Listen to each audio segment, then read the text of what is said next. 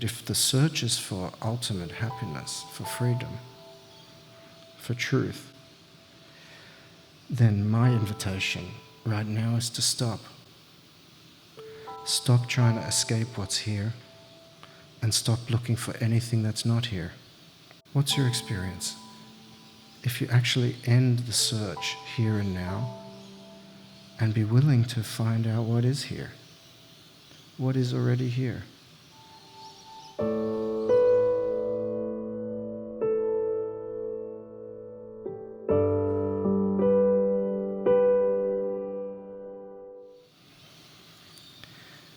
love listening to the birds.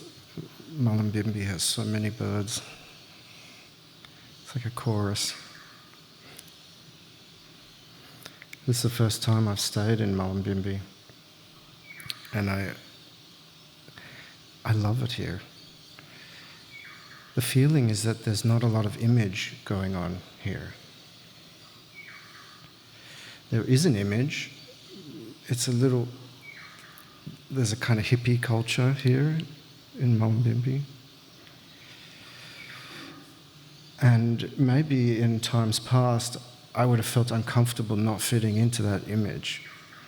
And I might have actually tried to fit into it by dressing up like it to make sure that I'm accepted and loved, actually. But what I find here is, firstly, I can't pretend to be someone I'm not. It's such a relief. I grew up in the Sydney eastern suburbs, kind of private school. And so here it is. You can see. But the thing is that nobody cares here. And so there's this synergy between no one caring and me not caring. With me being my authentic self and everybody else being their authentic self. And that's on some very basic level, that's what I'm here to talk about. Say that there is a way that you can be yourself so deeply that no effort is required.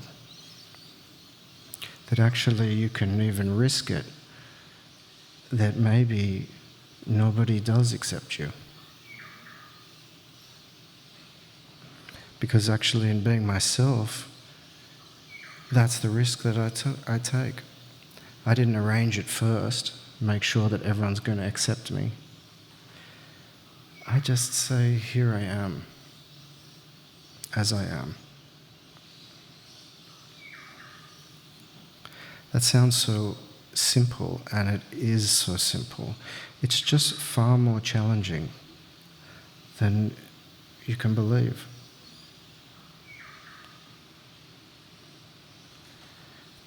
Because actually, to be yourself, you have to risk everything. To be yourself, you have to be willing to actually first not know who you are.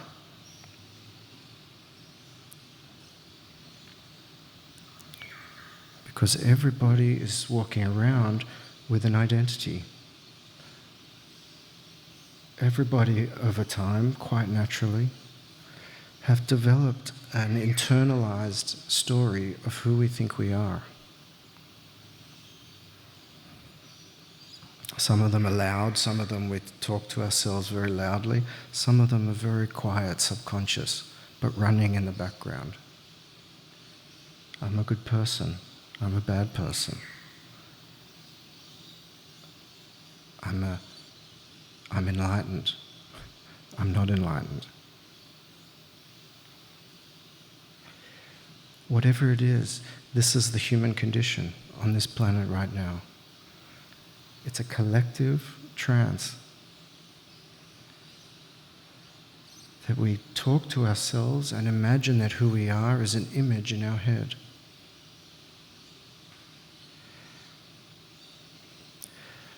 So when I say be yourself, I'm not saying be who you think you are. Because surely who you really are is already true and already here before you think yourself.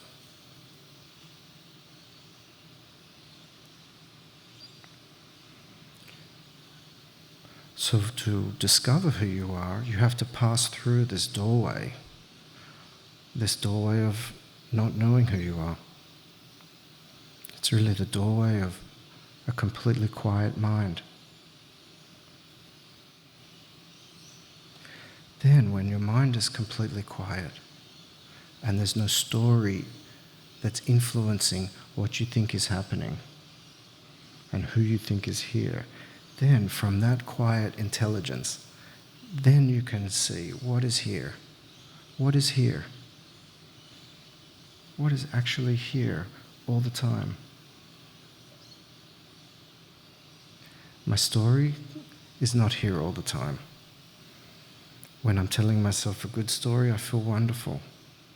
It's great. But how long does that good story last?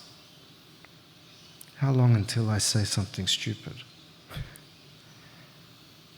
You can time it. Inevitably, something happens. Something either happens outside or something happens inside that says to me that I'm not good enough, I'm not successful, I'm not liked. There's danger, there's a problem. And then suddenly my story of who I am changes.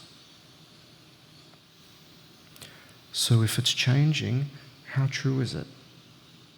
This is not something I've made up, not something I've invented. This is really me passing on what my teacher gave to me. It's passing on this absolutely simple, ridiculously simple teaching to stop imagining who you are and find out what is here always, what doesn't come and go.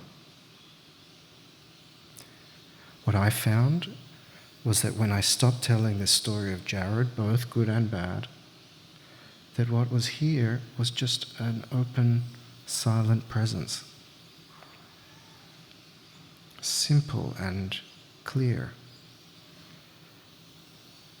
Empty. And of course my mind immediately said, well, that can't be it. That's it's too kind of boring. It doesn't have the flashing lights and the fireworks that I was looking for, I was expecting.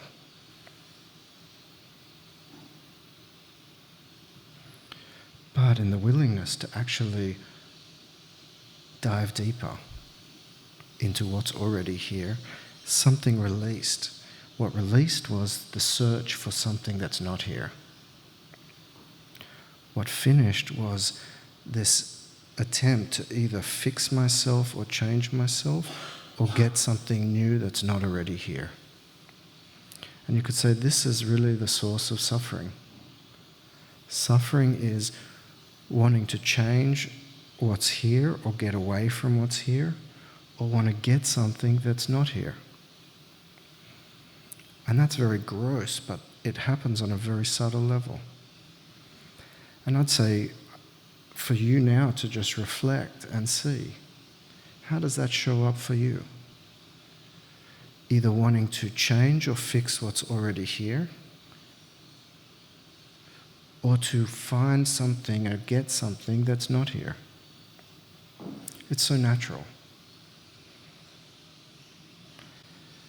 And yet if the search is for ultimate happiness, for freedom, for truth, then my invitation right now is to stop. Stop trying to escape what's here and stop looking for anything that's not here. And see, what's your experience? What's your experience? If you actually end the search here and now and be willing to find out what is here, what is already here. How big is it? How deep is it? How alive is it?